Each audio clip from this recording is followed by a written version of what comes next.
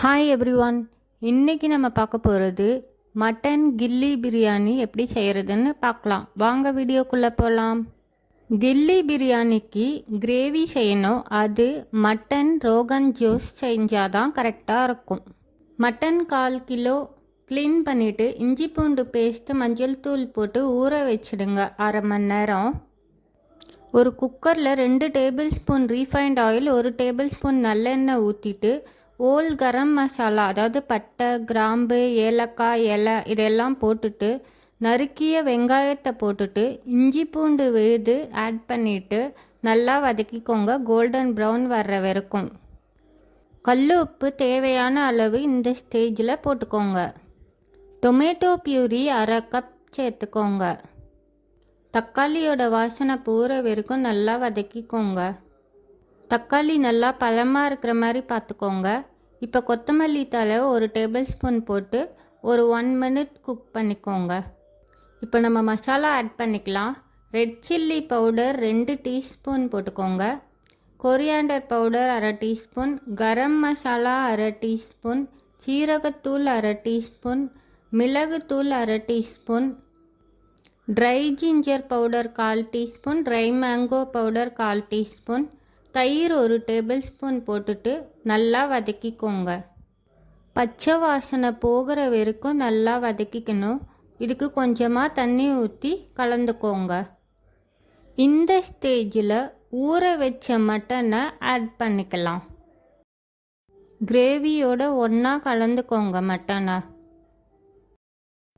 குங்குமப்பூ 6லேருந்து 7 ஸ்ட்ராண்ட் போட்டுட்டு 2லேருந்து 3 டம்ளர் தண்ணி ஊற்றி கொதிக்க விடுங்க. மட்டன் ரோகன் ஜோஷ் எப்போவுமே சிவப்பாக இருக்கும், அதனால் காஷ்மீரி சில்லி நிறையா போட்டுக்கோங்க. இப்போ குக்கர் லிட்டு மூடிட்டு வெயிட் போட்டு 8லேருந்து 10 விசில் விட்டுக்கோங்க.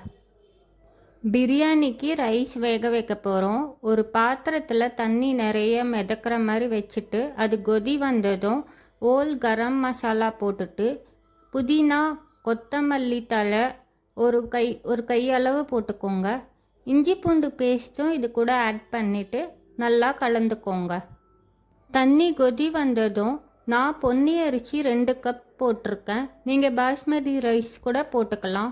நல்லா கலந்து விட்டுட்டு தேங்காய் பால் 1/4 கப் போட்டுக்கோங்க. இன்னும் கொஞ்சம் நல்லா ஃப்ளேவர் கொடுக்கும். அரிசிக்கு மட்டும் தேவையான கல்லுப்பு போட்டுட்டு நல்லா கலந்துக்கோங்க. இப்போ சாதம் 75% வெந்தால் போதும். வடிகட்டி எடுத்துக்கோங்க. இப்போது ரோகன் ஜோஷ் எப்படி இருக்குன்னு பார்க்கலாம். குக்கரை திறந்து பார்க்கலாம். ரோகன் ஆயில் மேலே மிதக்குது. அதை நம்ம தனியாக ஒரு கப்பில் எடுத்து வச்சுக்கலாம். ரோகன் ஜோஷில் வேக வச்ச மட்டனையே பிரியாணிக்கு நம்ம போட்டுக்கலாம். கிரேவி செய்ய 2 டேபிள் ஸ்பூன் நெய் ஊற்றிட்டு 1 டேபிள் ஸ்பூன் நல்லெண்ணெய் போட்டுட்டு கரம் மசாலா இல்லைன்னா ஓல் கரம் மசாலா போட்டுக்கலாம். இது கூடவே புதினா, கொத்தமல்லி 2ம் ஒரு கையளவுக்கு போட்டுக்கலாம். அடுத்து 1 டீஸ்பூன் இஞ்சி பூண்டு பேஸ்ட்டும் ஒரு 3 பச்சை மிளகாவும் போட்டுக்கோங்க. சீசனிங் எல்லாம் நல்லா வதங்கிட்டும். நீளமாக நறுக்கின வெங்காயம் 2 போட்டுட்டு இது கூடவே ரோகன் ஆயில் 1 டேபிள் ஸ்பூன் ஆட் பண்ணி வெங்காயம் நல்லா வதங்கணும். இது சீக்கிரமாக வதங்குறதுக்காக தேவையான அளவு உப்பு போட்டுட்டு இது கூடவே டொமேட்டோ பியூரியை போட்டுக்கோங்க. இதுவும் ஒரு 5 நிமிஷம் வதக்குங்க. இப்போது 1 teaspoon red chilli powder, 1/4 teaspoon மஞ்சள் தூள், 1 டேபிள் ஸ்பூன் தயிர் போட்டுட்டு நல்லா கலந்து விட்டுக்கோங்க. இது கூடவே ரோகன் ஜோஷில் வேக வச்ச மட்டனை இப்போ ஆட் பண்ணி நல்லா கலந்துக்கோங்க. ஒரு 1/4 டம்ளர் தண்ணி ஊற்றி ஒரு கொதி வர விடுங்க. கிரேவி ரெடி ஆயிடுச்சு. இது மேலேயே வேக வச்ச ரைஸை நம்ம லேயர் பண்ணிக்கலாம். இந்த மாதிரி ஈவனாக ஸ்ப்ரெட் பண்ணிக்கோங்க. இதுக்கு அடுத்த லேயராக கொரியாண்டர் லீஃபும் மின்ட் லீஃபும் ஆட் பண்ணிவிட்டு ஒரு 1/2 லெமனை புளிப்புக்காக புழிஞ்சு எடுத்துக்கலாம் நம்ம. இது கூடவே பாக்கி இருக்கிற ரோகன் ஆயிலையும் ஆட் பண்ணிக்கலாம்.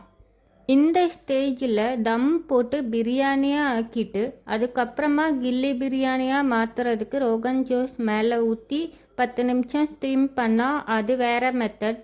நான் டைரெக்டாக ரோகன் ஜோஸை மேலே ஊற்றிட்டு அடுத்தே நான் தம் போட்டேன். இப்போ பாருங்கள் எப்படி உதிரி உதிரியாக இருக்குது. தம் போடுறதுக்கு லோ ஃப்ளேமில் 20 மினிட்ஸ் வேக விடுங்க. மட்டன் கில்லி பிரியாணி ரெடி ஆயிடுச்சு. நீங்களும் வீட்டில் ட்ரை பண்ணி பார்த்துட்டு எப்படி இருக்குன்னு கமெண்ட்டில் சொல்லுங்கள். தேங்க்யூ.